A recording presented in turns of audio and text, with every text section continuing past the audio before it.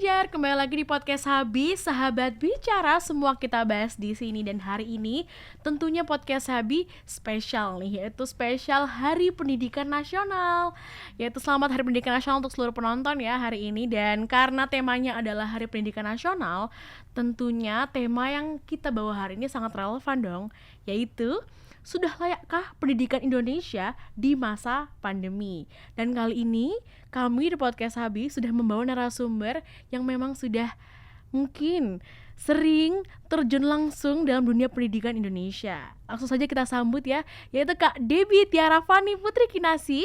Kak Debbie adalah seorang guru dari SDN Tegal Alur 06 Pagi. Halo, selamat siang. Halo Kak Debbie. Iya, selamat siang. Apa kabar nih Kak? Alhamdulillah baik. Alhamdulillah baik ya. Iya. Kak Debbie berarti sekarang masih aktif mengajar ya Kak ya? Iya, insya Allah masih aktif. Gimana nih Kak kalau di tempat Kakak sendiri, kan kita udah pandemi ya, tapi sekarang nih 2022 bulan Mei sudah mulai nggak se-urgent, nggak serem tahun-tahun lalu. Apakah di sekolah Kakak sudah kembali offline lagi atau hybrid nih atau gimana nih sekarang? Kalau untuk saat ini sih udah mulai PTM ya namanya, PTM 100% ya. Jadi pertemuan tatap muka udah mulai 100%. Jadi semua murid, guru udah masuk semua sih. Udah masuk 100% ya? Iya. Jadi udah nggak yang sebelumnya kan setengah-setengah dulu Iya, tuh. ya waktu itu kan masih setengah 50% PTM, setengah 50% PJJ, tapi sekarang udah semuanya 100%. Alhamdulillah gitu. kalau begitu. Iya. Nah, di sini kan kita akan membawa tema nih Kak, sudah layakkah pendidikan di Indonesia di masa pandemi? Tentunya meskipun kita udah 100% PTM, tapi masih ada hal-hal unsur-unsur yang waktu pandemi masih kita lakukan ya. Seperti dong. misalnya Zoom meeting, Iya, atau pasti. misalnya kita mengumpulkan tugas-tugas kita di Google Drive dan sebanyak itu. Dan maka dari itu COVID-19 sepertinya memberikan gambaran atas kelangsungan dunia pendidikan di masa depan melalui bantuan teknologi. Ya, namun tentu saja teknologi tidak dapat menggantikan ya Kak peran guru, Betul. dosen, dan interaksi belajar, interaksi teman sebaya kita juga nih antara pelajar dan pengajar, sebab edukasi bukan hanya sekedar memperoleh pengetahuan, tetapi juga tentang nilai, kerjasama, serta kompetensi. Iya. Nah, ini jadinya jadi tantangan sendiri nih Kak. Iya, betul. Kalau misalnya teknologi, aku punya pertanyaan buat Kakak yang sudah pengalaman menjadi guru dan pengajar, yaitu perubahan atau penyesuaian peran guru dan siswa selama pandemi itu apa sih Kak? Dari waktu kemarin yang 100% WFH sampai hybrid sampai sekarang 100% PTM lagi. Iya.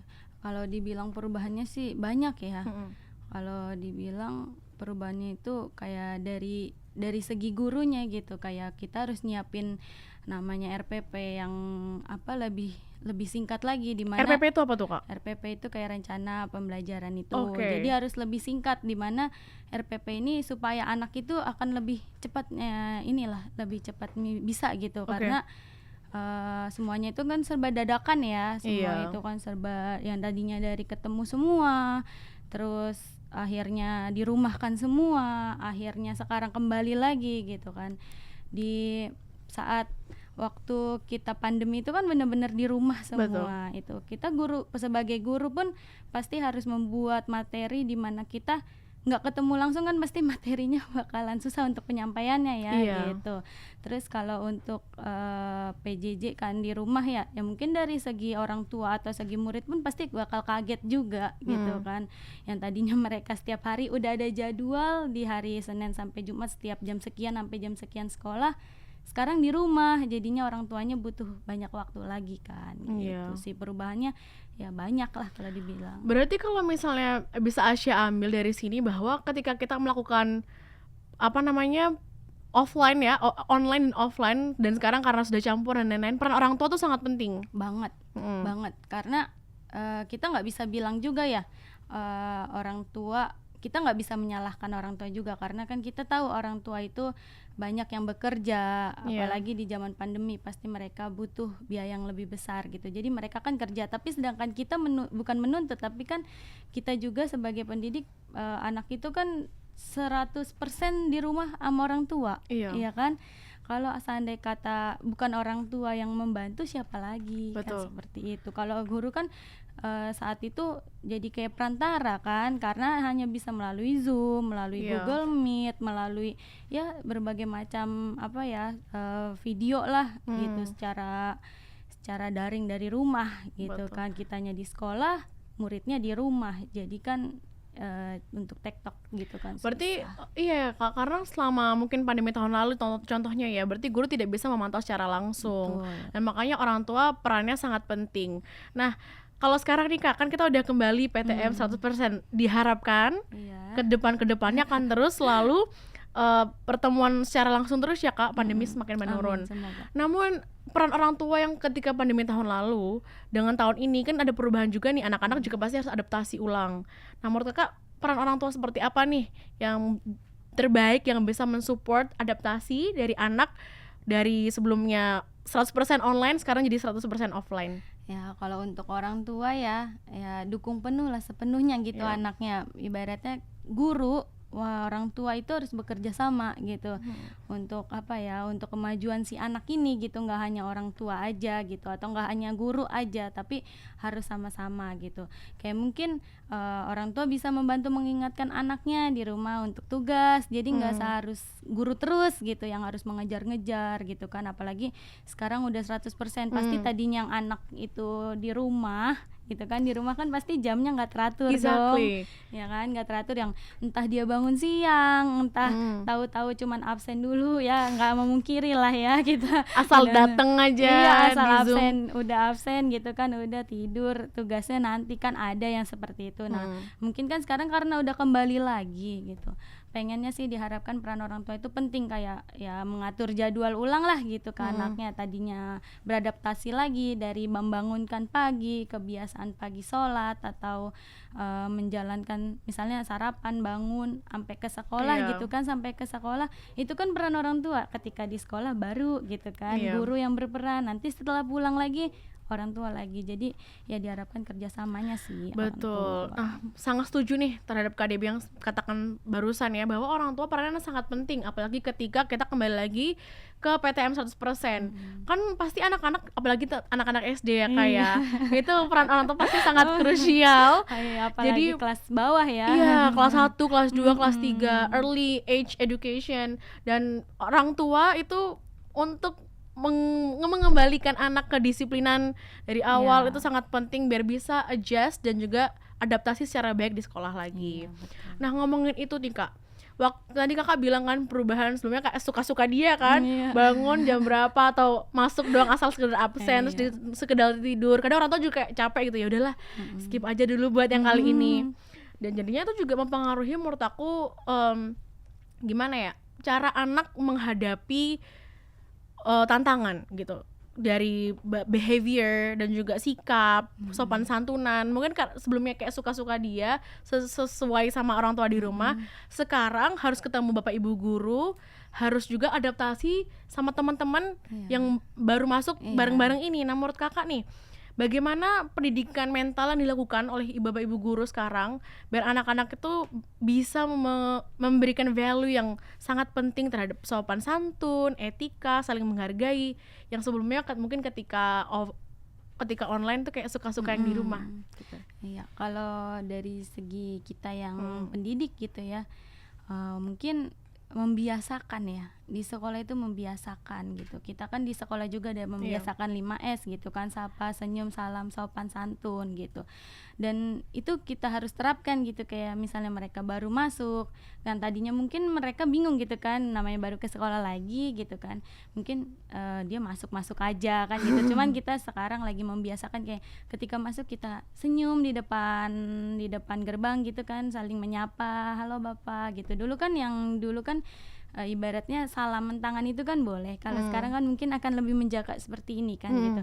Nggak apa-apa gitu, asal ketika dia masuk ke lingkungan sekolah, kita pun terapkan itu 5S itu, baik dalam ketika dia udah masuk sampai ke kelas, sampai dia pulang lagi, ya mungkin itu bisa ke bawah sampai ke rumah kan gitu. Ya, pelan-pelan, nggak mungkin langsung 100% langsung gitu kan. Berarti 5S tadi ya Iya, syaratnya. 5S. Kalau Kak Debbie sendiri ada pengalaman pribadi nggak Kak ketika masuk PTM nih, ada anak-anak yang tiba-tiba tantrum gitu kayak males deh mau kelas. Nah itu cara Kak Debbie handle-nya Banyak sih. gimana? Banyak sih, karena mereka kan kaget kali Iya. ya, apalagi kan kayak kelas 1, kelas 2 yang tadinya mereka kan hampir 2 tahun ini kan di rumah ya. Ketika ke sekolah pasti kaget banget dong gitu kan. Gimana ini, ibu siapa ini, bapak siapa ini, dengan hal yang baru gitu ya. Kalau ini sih pelan-pelan kali ya kita kasih pengertian. Mungkin kalau kelas-kelas yang udah kelas 6, kelas 5 mungkin dia masih agak gampang gitu diajak komunikasi. Cuman kan kalau yang anak kecil kan mereka akan susah gitu. Jadi kita pelan-pelan aja. Ketika dia nggak mau, kita jangan paksa gitu. Kalau saya sih nggak mau paksa gitu ya. Terserah dia aja, semau dia aja, cuman dia harus ikutin gitu.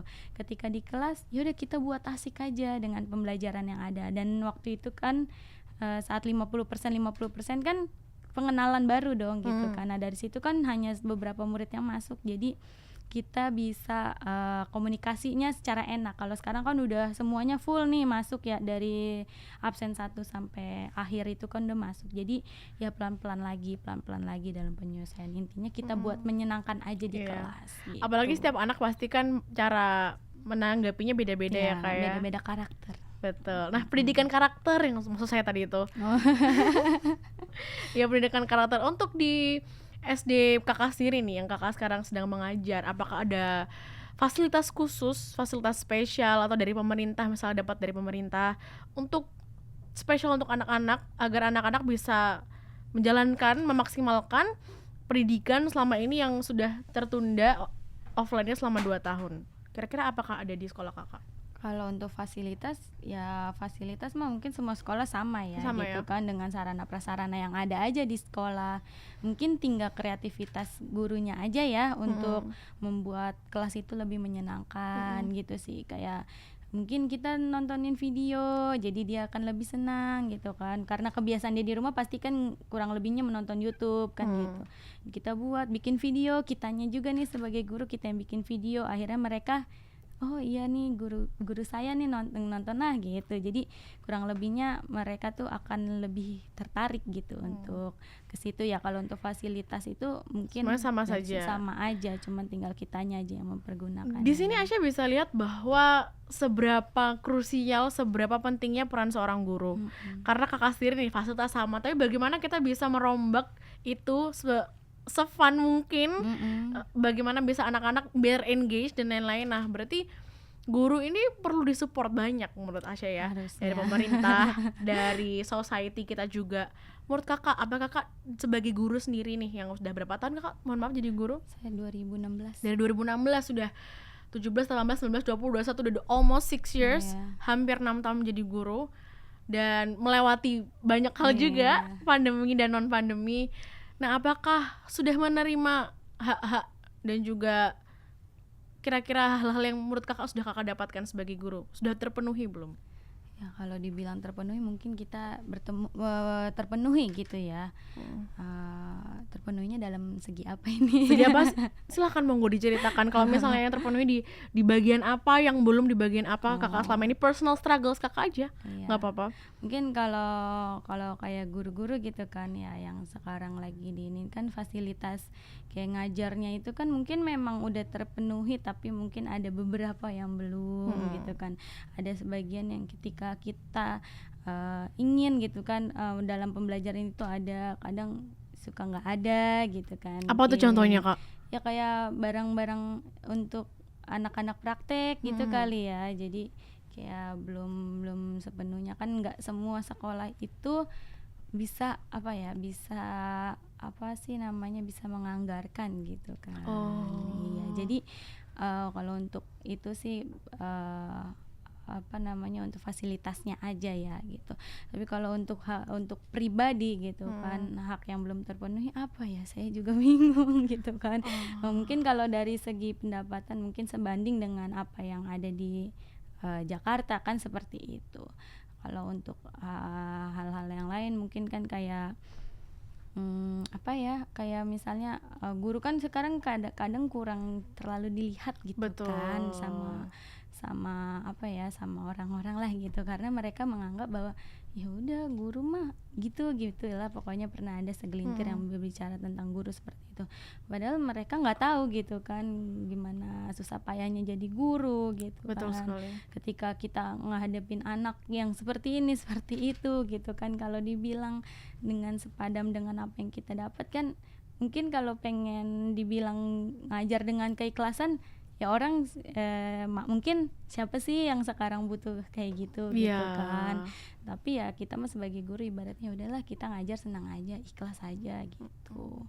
Itu aja sih. Itu sih kebaikan dari seluruh guru di Indonesia ya. Meskipun merasa kayak kayak banyak yang nggak mengapresiasi tapi masih ikhlas, dan menurut Asya adalah itu untuk semua mahasiswa, siswa-siswa yang nonton ya, yang pasti punya guru di rumah dan juga seluruh masyarakat Indonesia, bahwa guru tuh sepenting itu. Makanya kita bilang pahlawan tanpa tanda jasa. Itu sepenting itu, apalagi waktu SD ya Kak, early children education.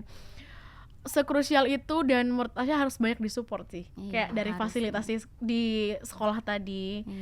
Jangan sampai lah guru-guru merasa bahwa kok ini praktek tapi belum ada ini. Jangan sampai ada merasa terpenuhi. Terus juga dari segi pendapatan, segi apresiasi dari masyarakat juga sangat itu diperlukan. yang paling penting sih ya, apresiasi dari masyarakat. Karena ya itu tadi, banyak masyarakat yang menganggap bahwa guru ya udah gitu, kayak yang lu kan guru, kayak apa sih, menganggapnya kayak yang semua itu apa-apa guru gitu kan, kayak yang ini nggak bisa nih gara-gara gurunya kali gitu. Jadi padahal kita juga udah berusaha loh gitu kan, udah berupaya untuk cari model lain untuk pembelajaran, kita cari cara lain untuk nih anak seneng gitu belajar. Kadang ya itu suka nggak diapresiasi aja sih sama orang ya, masyarakat gitu kan. Aduh, buat teman-teman nih, mungkin kita bisa menggunakan Hari Pendidikan Nasional tahun ini 2022 untuk sebagai platform untuk kita untuk lebih menghargai guru-guru kita yang ada di Indonesia. Salah satunya seperti Kak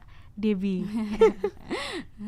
Oke nih Kak, kita ngomongin banyak hal tadi ya, dari misalnya dari kegiatan sekolah dari pandemi sampai sekarang PTM. Nah, aku pengen tanya tentang Kak Debbie sendiri nih. Kita kan ngomongin masa pendidikan di Indonesia. Apa sih yang memotivasi Kak Debbie sendiri pengen jadi guru tuh? Kenapa? Kalau pengen jadi guru sih karena ini ya, doa orang tua juga kali ya Kak ya.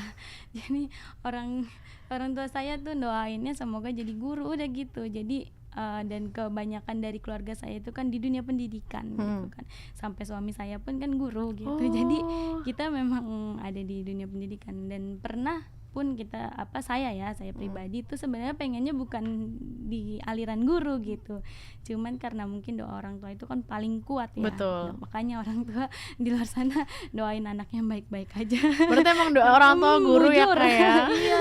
Jadi doa orang tua guru, ya udah akhirnya pas dijalanin ternyata enjoy juga gitu kan, seneng gitu kan ketemu anak-anak. Oh mungkin ini fashion gue juga buat anak-anak gitu. Dan jadi guru juga jadi ini loh, jadi tahu kesabaran gitu, kayak oh ya ini sabaran gue tuh diuji gitu ketika di kelas dengan banyaknya murid, terus sendiri gitu kan, harus teriak, harus bicara yang lebih kencang, harus sabar ngadepin murid yang berantem apa gini kan, pasti kita harus oh iya nih, jadi guru itu harus lebih sabar gitu, ikhlas. Jadi dari situ belajar sih. Betul. Gitu. Bahkan kadang kita tuh belajar kita tuh belajar dari banyak hal ya Kak, nggak cuma dari guru kita juga, mungkin guru juga belajar dari murid gitu. Betul. Mungkin selama Kakak berapa 6 tahun tadi ya mengajar, dan juga dari menjadikan mengajar sebagai passion, apakah Kakak pernah belajar 1-2 hal dari murid Kakak bahwa oh ini nih yang bikin gue jadi guru nih? Ada nggak kejadian-kejadian kayak gitu? Ya kalau seperti itu mungkin kita nggak bisa menilai kali ya, tapi mungkin ada murid gitu ya yang tiba-tiba jadi seneng gitu, itu kan bikin kita jadi seneng gitu, kayak awal-awal jadi ngajar gitu kan, awal-awal ngajar pikir kita saya kan berpikir bisa nggak ya gitu kan, seneng nggak ya gitu. Pas masuk ke kelas ternyata enjoy aja gitu sama anak-anak, ternyata anak-anak pun jadi kayak antusias dengan saya, jadi bikin kita semakin semangat kan kayak gitu. Kayak yang dikit-dikit kan kalau di sekolah dipanggilnya Miss ya, Miss Debbie. Iya Miss Debbie, jadi seneng gitu karena dipanggil, terus yang pokoknya ngangenin lah ya, kalau anak-anak itu kan jadi kayak ngangenin ya, kadang ada ngeselinnya gitu kan. Betul. Tapi kadang benar kelucuan mereka di kelas tuh kayak yang suka nyamperin gitu kan, jadi ternyata seru juga ya gitu. Jadi semakin semangat gitu untuk jadi guru gitu sih. Kakak, kita kan lagi di masa gimana ya Kak, global warming ya, climate change, ada pandemi juga, di masa yang tidak stabil lah ke depannya. Dan Kakak mengajar anak-anak yang masa depannya masih panjang banget ke depannya, bener-bener generasi muda Indonesia ke depannya gitu. Harapan Kakak sih sebenarnya saat ini kepada murid-murid Kakak atau misalnya ke seluruh anak-anak Indonesia nih, ke depannya harapan Kakak seperti apa? Mereka harus berkontribusi seperti apa untuk bangsa dan negara? Di harapan Kakak sendiri di apapun gitu kan, utamakan pendidikan. Paling pertama itu pendidikan. Betul. Gitu sih. Setuju Kakak bilang pendidikan itu utama. Orang tua saya pun selalu bilang hal yang sama, bahwa mungkin orang tua nggak bisa ngasih warisan yang banyak, nggak bisa ngasih warisan A, B, C, D, E, tapi ilmu pendidikan itu yang sangat long last gitu. Nah, karena pendidikan itu utama dan sangat penting, tentunya kita harap semua anak di Indonesia itu mendapatkan pendidikan yang layak dan baik ya Kak, karena kita bisa lihat bahwa sekarang nggak sama. Kita mungkin yang di Jawa sama yang di Kalimantan sama yang di pinggiran mungkin beda. Mungkin kedepannya harapan kita pendidikan itu akan sama semua kualitasnya, semua berhak layak pendidikan yang baik dan tentunya yang gratis Kak.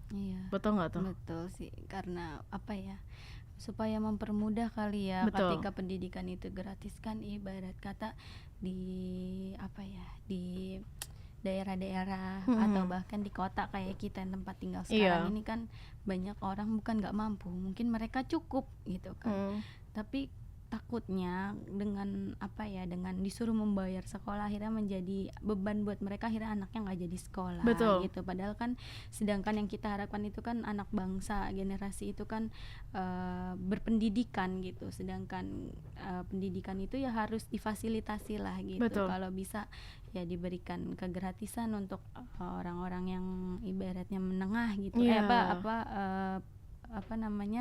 yang kelas menengah, jadi mereka pun masih bisa untuk sekolah gitu, nggak putus karena alasan nggak ada biaya gitu. Betul. Jangan sampai sangat sih. sedih ya kayak karena kalau misalnya masih dalam income yang low income dan ternyata anak-anaknya juga putus sekolah, mereka akan terus dalam circle poverty, circle kemiskinan dan akan susah untuk keluar dari itu jika keturunan-keturunan tidak memiliki pendidikan yang baik.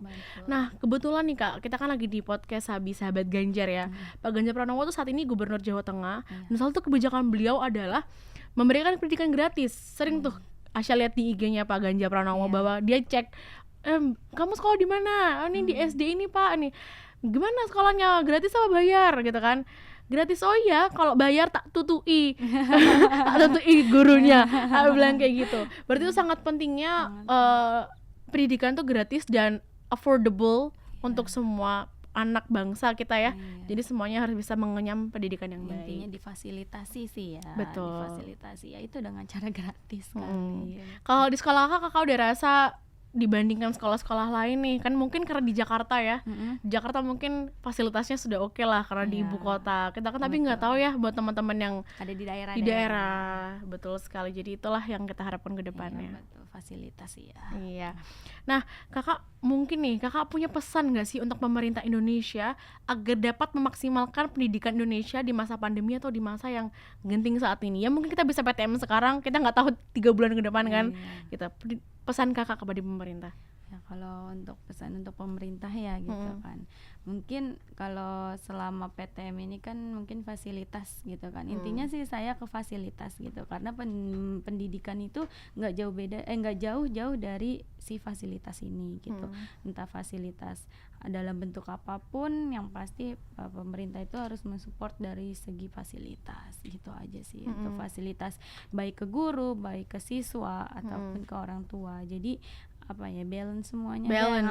Jadi mereka kita yang bekerja sama ada di bawah ini jadi bisa gitu melaksanakan pendidikan. Betul, gitu. Sangat setuju.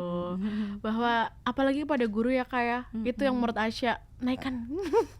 Gak mau langsung ngomong tapi support guru yang lebih gitu loh. Dan saya rasa gak cuma guru PNS ya, guru honorer juga. Betul. Itu pendapat kakak tuh gimana? Kan kadang banyak tuh Asya lihat di trending di Twitter, suka di spill tuh gimana kok mereka guru-guru honorer tuh dipandang sebelah mata, nggak dimanusiakan, dikasih tugas banyak lah, intinya itu. Itu menurut kakak gimana nih? Kira-kira bagaimana kita harus men-treat guru nggak ada pandang bulu gitu loh Kak? Ya kalau menurut saya sendiri gitu ya, menurut saya pribadi. Ya mungkin ada beberapa sekolah yang ada di daerah baik di kota mungkin yang pendapatannya di bawah rata-rata gitu ya, kayak maksudnya nggak sebanding lah apa yang mereka kerjakan gitu, karena memang tugas guru itu nggak cuma ngajar doang gitu kan, kita juga kadang membuat materi sebelum pembelajaran itu kan banyak, membuat administrasi itu kan banyak, dan kayak dituntut untuk ada untuk udah dibuat harus ada nih sebelum ngajar itu kan kita harus udah buat kan. Iya, kalau misalnya kayak PNS gitu kan mungkin dengan penghasilan yang mereka dapat, dengan tunjangan yang mereka dapat itu kan mungkin dikerjakan dengan tugas-tugas mereka itu kan mungkin sedikit sepadan gitu kan dibandingkan guru honorer yang benar-benar honor murni gitu kan, yang mereka hanya dapat dari sekolah gitu kan atau yayasan gitu kan, mereka bekerja sama gitu, tapi kan dalam penggajian kan ada perbedaan, kadang kan suka kasihan gitu. Betul. Kan Miris, saya miris sekali banget, kayak kan saya punya teman sendiri ya kayak guru honorer juga ngajar di salah satu SD, dan saya dikasih tahu gajinya segini, kayak oh my god, itu lu ngajar anak-anak sebanyak ini sejam ini dan cuma segitu. Maksudnya kita memang nggak melihat oke, memang ikhlas lah kita mengajar, cuma ya hargai dengan cara give a proper pay gitu to our teachers di Indonesia. Jadi paling nggak apresiasi. Betul, saya bilang tadi ya, mari kita gunakan Hari Pendidikan Nasional 2022 untuk lebih mengapresiasi seluruh guru yang ada di Indonesia. Guru semua ya, nggak pandang bulu. Guru honorer atau guru PNS, semuanya guru kita yang mengajarkan kita banyak ilmu. Iya betul. Intinya guru. Oke deh Kak, nggak kerasa kita udah hampir di ujung. Tapi aku masih punya satu pertanyaan buat Kakak. Untuk merayakan Hari Pendidikan Nasional 2022, pesan tadi kan udah ke pemerintah ya, sekarang pesan untuk seluruh generasi muda agar kedepannya kita memiliki guru-guru yang hebat, sehebat Miss Debbie. Kalau untuk anak muda nih ya, ini sih pesan dari saya aja gitu, jangan menyerah gitulah, jangan menganggap bahwa pekerjaan sebagai guru tuh hal yang biasa. Itu tuh hal yang luar biasa gitu. Dan kalau bisa dibandingin sama pekerjaan yang lain gitu kan, mungkin nggak sebanding gitu kan gitu. Jangan jangan nggak mau gitu ketika disuruh jadi guru, nggak mau, jangan ya, karena jadi guru itu enak kok gitu. Guru adalah luar biasa dan pekerjaan yang sangat mulia. Betul. Exactly. Iya, jadi kalau di luar sana ada yang bilang, "Lu jangan jadi guru." Jangan. Ikutin aja kata hati. Kalau emang ada basic di guru, kenapa enggak gitu? Harus ngikutin omongan orang kan gitu. Betul. Nah, betul sekali nih Kak Debbie. Jadi kalau pesan Asya sih untuk Hari Pendidikan Nasional bahwa seluruh masyarakat Indonesia hargai gurumu ya, respect gurumu. Habis itu kejar pendidikan setinggi mungkin, kejar mimpimu setinggi mungkin, karena pendidikan adalah kunci. Hormati. Gitu. Karena sekarang kan generasi sekarang kurang sama hormat kan kepada guru gitu. Semoga aja sih kedepannya pelan-pelan kita bangun pelan-pelan semuanya bisa. Gitu. Iya, good luck untuk Kak Debbie sebagai guru masa depan generasi muda Indonesia. Kakak akan mengajarkan calon-calon pemimpin di masa depan. Amin. Jadi Aisyah ucapkan selamat dan juga good luck, all the best wishes, dan semoga Kak Debbie ke depannya bisa memiliki karir yang cemerlang di pendidikan Indonesia, dan bisa merubah dan melayakkan pendidikan Indonesia khususnya di masa pandemi dan ke depannya mungkin. Dan oh ya Kak, sebelum kita tutup nih, kita kan lagi di podcast Sabi Sahabat Ganjar ya. Tentunya kita di sini adalah support Pak Ganjar Pranowo. Kira-kira Kak Debbie tahu gak sih sama Pak Ganjar Pranowo? Tahu sih. Taunya gimana tuh? Kalau yang saya tahu sih beliau itu lucu ya. Suka lihat di TikTok sama Instagram. Paling kan lihat segelintir video gitu kan, kalau ngelihat bapak gitu kan kayaknya ngelihatnya lucu, terus dalam menyampaikan apa gitu kan kayaknya dibikin ketawa aja, tapi nyampe ke orang gitu. Nah, bener nih Kak Debbie, selain Pak Ganjar tuh lucu, tapi juga Pak Ganjar sangat peduli terhadap pendidikan. Betul banget. Jadi kalau misalnya teman-teman yang masih kepo tentang Pak Ganjar dan juga kegiatan-kegiatan Sahabat Ganjar, info-info terbaru semuanya ada di Instagram kami nih Kak, Sahabat Ganjar 2024 atau bisa langsung di YouTube yang ada podcast Sabinya, yaitu YouTube Sahabat Ganjar. Begitu ya. Sekali lagi terima kasih banyak Kak Debbie dan Asya mengucapkan selamat Hari Pendidikan dan sukses untuk Kak Debbie ke depannya. Oke, terima kasih. Oke, dan teman-teman jangan lupa follow ya. Jangan lupa follow. Mungkin Kak Debbie ada Instagram yang ingin di-follow. Oh, boleh. Boleh. Yaitu @apa Kak? Debbie Tiara Fani, nggak ada R-nya ya. Ya, Debbie Tiara Fani. Iya. Oke, dan bisa follow Kak Debbie @Tiara Fani. Dan teman-teman podcast Sabi, kedepannya kita akan masih banyak podcast lain dengan tema-tema yang sangat menarik dan diverse, dan juga dengan narasumber yang gak kalah keren nih dari Kak Debbie. Jadi stay tune terus di Instagram dan juga YouTube Sahabat Ganjar. Dan kali ini Kak Debbie dan Asya pamit undur diri dan selamat Hari Pendidikan Nasional. Sampai jumpa, sampai bertemu lagi.